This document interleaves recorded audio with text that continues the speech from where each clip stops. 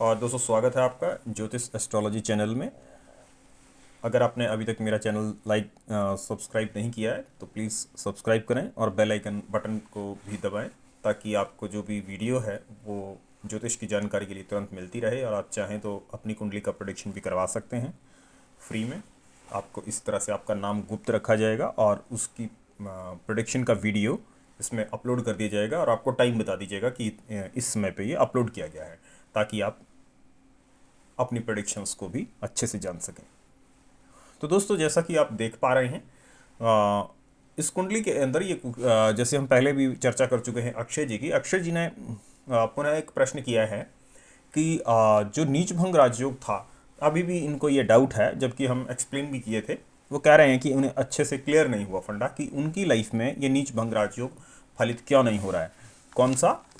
जो मैं पहले भी बता चुका हूँ, मंगल बृहस्पति नीच का है और मंगल इसे उच्च दृष्टि से देख रहे हैं और पूर्ण दृष्टि मंगल की है। दो दृष्टियाँ हैं, एक 7वीं और ये 8वीं। तो अब देखिए नीच के गुरु पे जब ये मंगल की उच्च दृष्टि पड़ी तो ये उतना फलीभूत नहीं हुआ, थोड़ा सा इनको लाभ हुआ, लेकिन ओवरऑल इसमें इनका नुकसान ही होना था। ओवरऑल इसमें नुकसान ही हुआ। ये पूर्ण फलित क्यों नहीं इनकी जीवन में हो रहा है?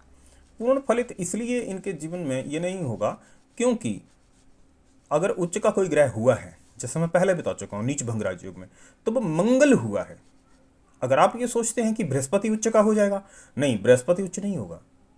बृहस्पति जो नीच ग्रह है वो तो नीच ही रहता है, नियम है नीच भंग राजयोग का। लेकिन जो ग्रह उसके साथ में उच्च होता है, जो कि जैसे मंगल उच्च दृष्टि है, तो वो उच्च का होगा। अब क्योंकि ये नीच ग्रह बृहस्पति लगन से है, यानी first face of the life है, इसको नीच रहना ही है। अब ये मंगल जो उच्च का हुआ, जिसने दृष्टि मारी, उस दृष्टि के दौरान जो उच्च हुआ मकर का मंगल, वो एक उच्च ग्रह की भांति जैसे दूसरे ग्रह इनके जीवन में आए, शुक्र आया, चंद्र आया, बुध आया, वो अपना अच्छा समय दे करके बीत गए। ना कि वो लाइफ का इनका लाइफ स्टाइल कोई चेंज हो जाए, तो उसमें इनका सामर्थ्य नहीं है। अगर आप बात करें मंगल की कि ये ऐसा कर पाएगा या नहीं, अगर ये मंगल, प्रश्न बस वही है कि दूसरों की कुंडली में बड़े बड़े फल देते हैं, इस कुंडली में मंगल इतना ऊंचा फल क्यों नहीं दे रहा? तो बस वही बात है कि अगर ये लगन नहीं होता तो मंगल उच्च का फल दे जाता। मंगल यदि सामान्य सा ग्रह भी होता तो सॉरी, ये जो बृहस्पति है वो चाहे नीच भी होता, बस यहाँ नहीं होता, तो मंगल उच्च का फल बहुत अच्छा दे करके इन्हें जाता।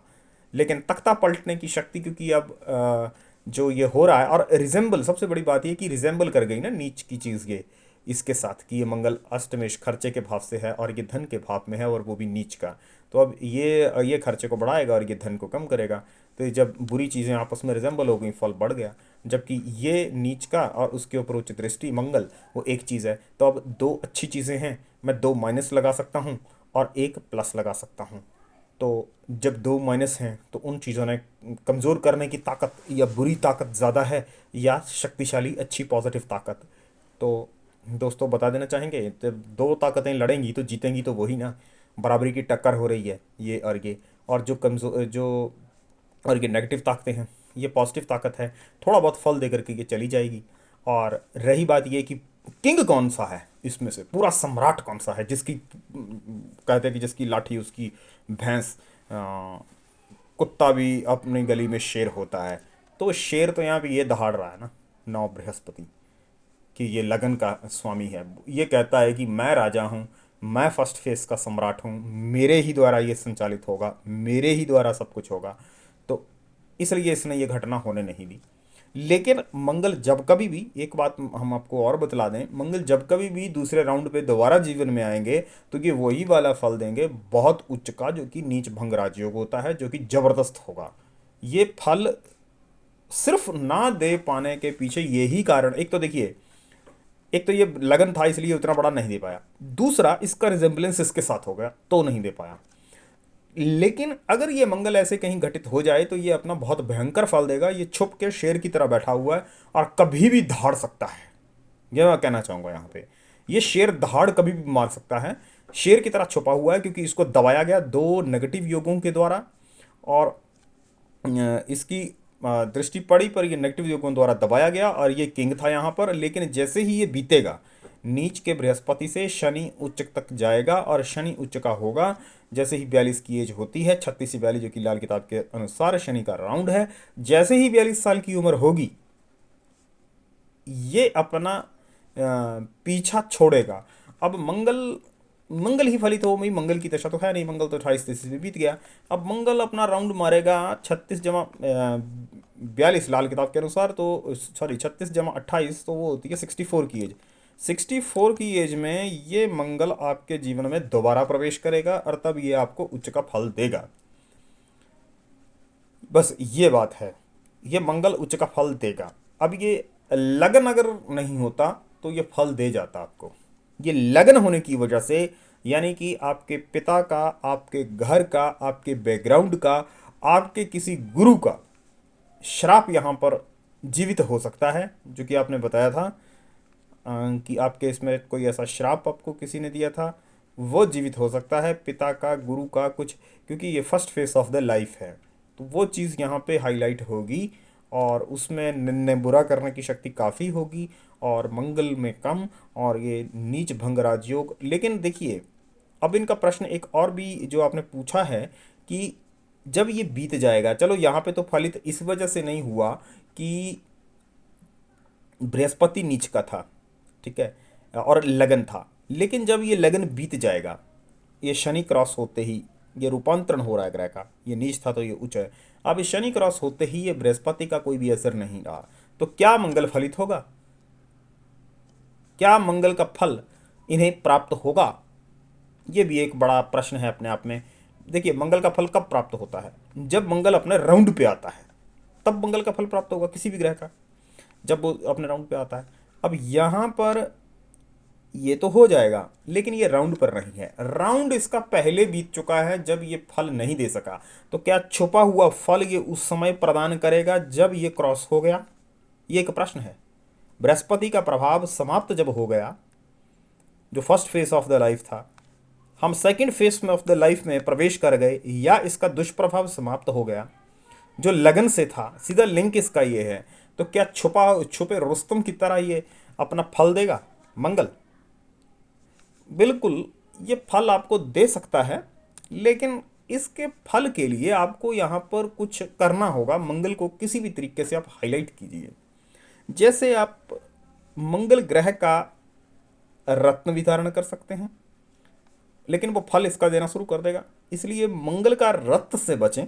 मूंगे की सलाह आपको हम यहाँ पर नहीं देंगे, क्योंकि वो इसका फल देना शुरू भी कर देगा, ना कि इस डायरेक्ट इस दृष्टि का। मंगल का छाया ग्रह आप पहन सकते हैं कि ये दृष्टि है, केतु होता है, उसका रत्न कैटसई यहाँ पर पहन सकते हैं। इसके अलावा मंगल को आप हाईलाइट करने के लिए हनुमान जी की विशेष उपासना कर सकते हैं, हनुमान जी का पूजन किया जा सकता है, और ऐसा करने से मंगल का प्रभाव बढ़ जाएगा और ये मंगल आपको अच्छा फल देना शुरू कर देगा। मंगल का प्रभाव इस छुपे शेर की तरह आपको, जैसे ही ये क्रॉस हो गया, थोड़ा सा अगर मंगल को छेड़ेंगे तो मंगल कुछ आपको फल दे जाएगा, यहाँ पर दे सकता है। बाकी अब पूर्ण की बात करें तो वो 64 वर्ष की आयु में आएगा जब मंगल पूरी तरह से फलित होगा। अभी आगे के समय की बात करते हैं तो अष्टम से अष्टम चंद्र है, उसके बाद शनि है, तो ये 8th हाउस काफ़ी उच्च का है। अष्टम से अष्टम 8 अंक शनि का होता है, चंद्रमा उच्च का है। आगे चल के ये कुंभ की राशि बड़ी महान होती है, आगे चल के ये इसके बाद इसमें चला गया धन के स्थान में। ये व्यक्ति की भुजाएं हैं, ये राइट ये लेफ्ट, तो ऐसे में ये अगर व्यक्ति की ये सिर होता है, ये दोनों भुजाएं होती हैं व्यक्ति की। अगर ये भुजाएं हैं तो व्यक्ति मेहनत से कार्य करता है, बुद्धिमान भी होता है, ये बुद्धि का भी कारक है भाव। और इस तरह से आपका सेकंड फेस अच्छा है, जिसमें आपकी लाइफ में अच्छा एक चेंज आएगा। लेकिन इसके बीतने में आपको जो समय लग गया यही बहुत ज़्यादा है, क्योंकि ये पहले से लेकर के खिंचा, ये इंडिविजुअल केस है, किसी का इतना लंबा होता नहीं है, कोई भी ग्रह इतना लंबा नहीं खींचता। यहाँ पर जो इसको रूपांतरण कर रहा है वो शनि है, और ये अपना पूरा भरपूर इसके ऊपर नेगेटिव प्रभाव छोड़ेगा, क्योंकि ये नीच का है और ये उच्च का है। आप इसका शत्रु यानी जो इसको कमज़ोर कर रहा है वो उच्च का है, तो ये इसको पूरा पूरा नीच और ज़्यादा नीच करेगा जितना ये कमज़ोर है। और असर कब तक रहेगा? जब ये बचपन से ही स्टार्ट हो गया और उसके बाद ये 42 साल तक, ये देखो 38 वर्ष की आयु तक शनि का विशेष प्रभाव रहा, क्योंकि 36 में शनि आए, 36 से 38 इसके साथ लड़ने में ताकत लग जाएगी। 38.5 तक ये प्रभाव लगातार चलता रहेगा बचपन से लेकर के। यहाँ 38.5 में जाकर ये पीछा छोड़ता है। इसके बाद 2.5 साल बीतते हैं तो ये शनि के प्रभाव में ही बीतेंगे, जो कि अच्छे होंगे। और उसके बाद 42 से लेकर के ये आपकी लाइफ का नेक्स्ट फेज होता है। तो इसीलिए अब अक्षय जी, मुझे उम्मीद है कि आप क्लियर हो गए होंगे कि आपके मंगल ने आपको क्यों फल नहीं दिया। वो फल देगा, वो छुपे और रुस्तम घायल शेर की तरह है। और जो आपके मन में वहम है कि किसी के कहने से आपका जो लग्न था उसमें गड़बड़ हुई, आपके नीच भंग राजयोग में गड़बड़ हुई या गड़बड़ होनी थी, तो मैं बता देना चाहूँगा कि इसके पीछे कारण एक ही है कि ये लगन था, इस वजह से ये चीज़ हुई थी। अगर ये लग्नेश, ये बृहस्पति यहाँ से आता, कहीं से भी आता और इसके ऊपर मंगल देखते तो नीच भंग राजयोग निश्चित तौर पर प्रबल हो जाता। लेकिन ये क्योंकि लगन था, लगन को बदलने की शक्ति मंगल में नहीं है। मंगल खुद तो उच्च हो सकता है लेकिन लगन को उच्च नहीं कर सकता। ये गलतफहमी है लोगों की। लोगों को नीच भंग राजयोग के फंडे क्लियर नहीं है, इसलिए वो ऐसा कहते हैं कि जो नीच ग्रह होता है वो उच्च का हो जाता है जब वो नीच भंग राजयोग बनता है। नीच भंग का मतलब ही नीच का उच्च होना है। नीच भंग, नीचता जिसकी भंग हो गई। लेकिन नीच भंग में नीच ग्रह कभी भी उच्च का नहीं होता है। मंगल जो है वो जो ग्रह बैठता है साथ में या देखता है जो उच्च का होता है वही उच्च का होता है, दूसरा उच्च का नहीं हो जाता, वो नीच ही रहता है। तो इस फंडे को हमेशा याद रखें। तो दोस्तों, ये था अगला भाग इनकी कुंडली का, अक्षय जी का। धन्यवाद।